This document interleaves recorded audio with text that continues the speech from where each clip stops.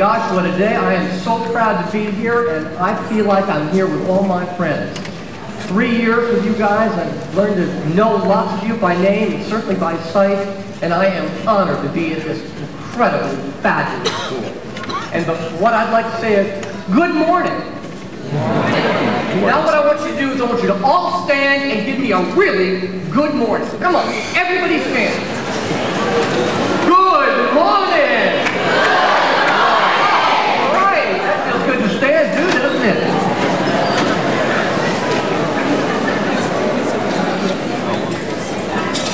Mr. Childs called me up and he said, Jay, I wonder if you'd be kind enough to deliver a message to the graduating 5th grade class. And I said, I would be totally honored to do that. But what would you like me to say? And he goes, I want you to deliver a message that these kids will take on for the rest of their lives. I want you to deliver a message that's going to make a difference in their life. I said, well, my gosh, that's a big, big undertaking. How long do I have? He goes, you got to do it under 10 minutes. So I think I'll have you out of here relatively quickly. I hope it's going to be around 10 minutes. You know, it's funny, I was going out and I was trying to find out what should I talk about? There's so many things to talk about. And I thought, I better ask around. And I asked a couple people from my office. I said, what do you think I should talk about? They said, I don't care what you talk about, but make it short. So then I said, I've got to get some quality information. I'm going to go to a 5th grader that I know pretty well. And I said, Tyler, what do you think I should talk about? And he thinks for a second. He goes, I think you should talk for about a minute. So I got the message clear from Mr. Childs right on across.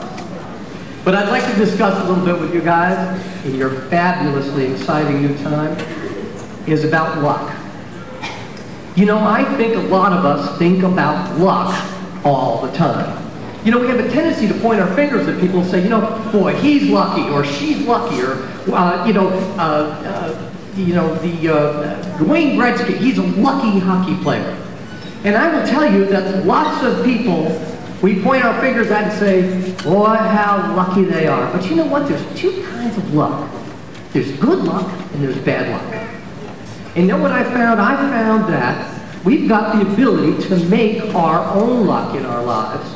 And one of the ways we can do that is by making choices. And depending on those choices, we can actually change some of the things that are going to happen to us in the future as far as either being lucky or unlucky. Making the right choices will be directly related to how lucky you're going to be as you go on further in school and as you become an adult. So if you make the right choices, the luckier we be. For example, if you make the choice not to take drugs, do you think you're going to be luckier than the kid who does take drugs? I think the answer is going to be yeah, absolutely. So if we make the decision, the choice not to take drugs, we run a very good chance of being much luckier. If we decide to make a decision to be on time all the time, we have a better chance of making our luck. If we make a decision to look both ways when we cross the street, we have a much better chance of getting across safely. You can make your own luck. So what we have to do is concentrate on making those choices. Who we're hanging around with, well, who we want to talk with, how hard we want to study, whether we want to study at all. They are all choices, and those choices are going to be directly related to how lucky you're going to be. We can make our own luck. And the third thing is habit. You know, we always think about people having habits. Sometimes we have good habits, and sometimes we have bad habits. Smoking is a bad habit. So I will tell you, not smoking is a very good habit. So the amazing thing is, if you basically start to say, I want to be lucky. Michael Jordan is lucky and I want to be lucky like him. You've got to make the right choices, and then what you've got to do is establish habits that are going to be exactly following that suit.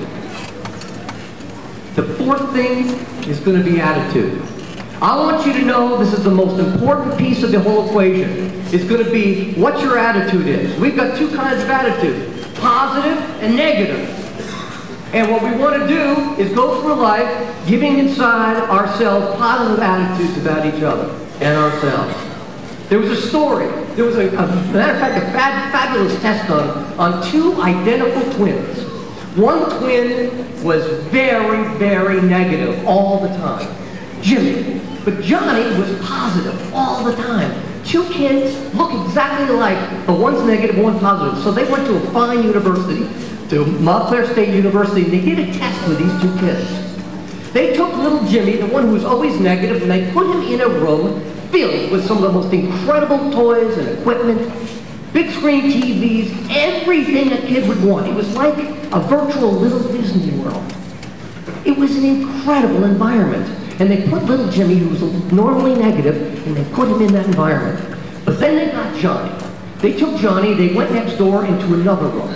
And in this room, there was nothing but 3 feet of horse manure. 3 feet of horse manure, can you imagine?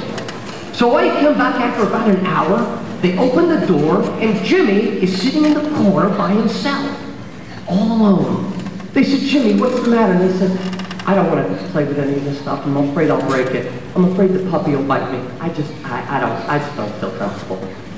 Then they go next door into the other room, and Johnny, in this room filled with manure, is running around, picking up and throwing it around. He's completely happy and jumping around. He's saying, yippee, fantastic. They say, Johnny, what in the heck are you doing? He says, I know there's a pony in here somewhere.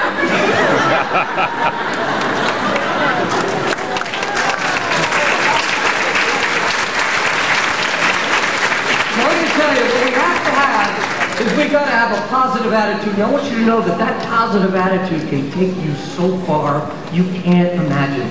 That positive attitude can get you over obstacles that you've never dreamed before. I'd like to share with you a little story about a little boy.